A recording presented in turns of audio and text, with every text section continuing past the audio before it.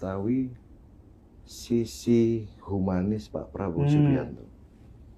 Kami anak buah Pak Prabowo ada beberapa orang kebetulan tinggal satu rumah dengan Pak Prabowo Subianto. Pak Prabowo itu kalau pidato terkenal disiplin, terkenal tegas.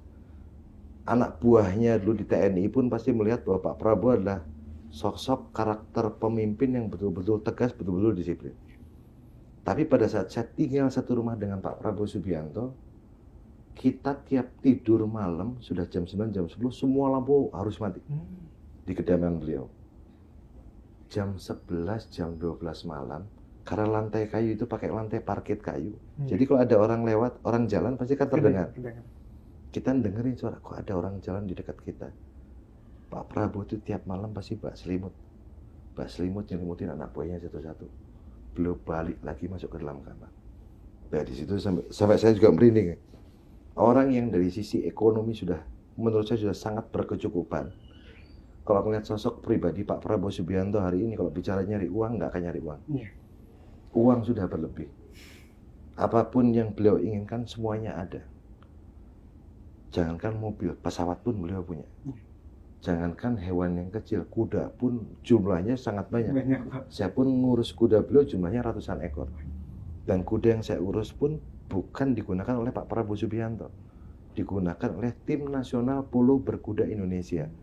Yang mana kuda-kuda tersebut dibiayai sendiri oleh Pak Prabowo dari tahun 2007 sampai hari ini. Baik atletnya, baik kompetisinya, baik kudanya, baik fasilitasnya.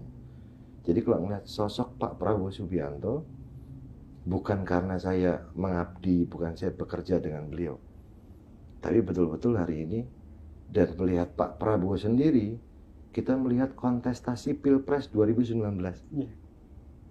Kontestasi Pilpres 2019, Pak Prabowo dianggap belum berhasil dalam kontestasi Pilpres. Beliau kalah di Pilpres 2019. Pada saat beliau kalah, kita lihat betul, kita sangat mengetahui kondisi bangsa pada saat itu seperti apa. Pendukung Pak Jokowi sendiri, pendukung Pak Prabowo sendiri. Ada cebong, ada kampret pada saat itu. Iya, betul. Dan pada saat selesai pemilihan, selesai perhitungan suara, kita mengajukan gugatan kepada Mahkamah Konstitusi. Gejolak cukup besar. Apa yang terjadi pada saat itu kalau Pak Prabowo tidak bergabung dengan pemerintah? Hari ini di tanggal 26 Mei 2023, belum tentu anak bangsa, sesama anak bangsa hari ini bisa duduk berdua. Betul, Pak. Belum tentu stabilitas ekonomi bangsa kita akan tumbuh positif. Belum tentu stabilitas keamanan bangsa ini bisa terjamin, bisa berjalan dengan baik. Di situ akhirnya saya melihat beliau yang sudah berjuang maksimal di Pilpres 2009, 2014, 2019, di mana dukungan masyarakat secara nasional luar biasa besar. Tapi pada saat keputusan menyatakan beliau kalah, beliau legowo. Dan pada malam hari, pada saat kerusuhan, pada saat kita datang ke Mahkamah Konstitusi selama 2-3 hari pada saat itu, Pak Prabowo datang malam hari menjenguk beberapa korban-korban yang jatuh di Mahkamah Konstitusi.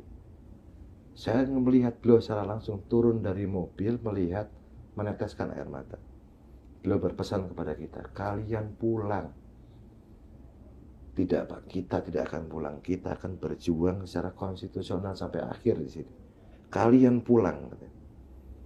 Kalian nggak cukup melihat ini anak-anak muda, semuanya luka. Mereka punya orang tua, mereka punya masa depan. Kalian pulang.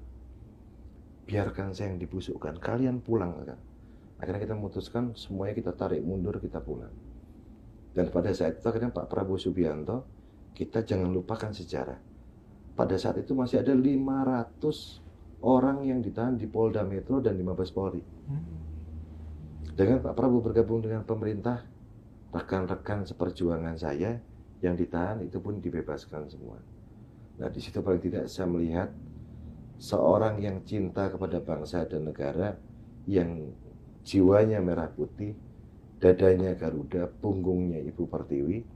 Akhirnya hari ini dengan Pak Jokowi membangun bangsa bersama-sama. Membangun bangsa tidak harus jadi presiden di tahun 2019.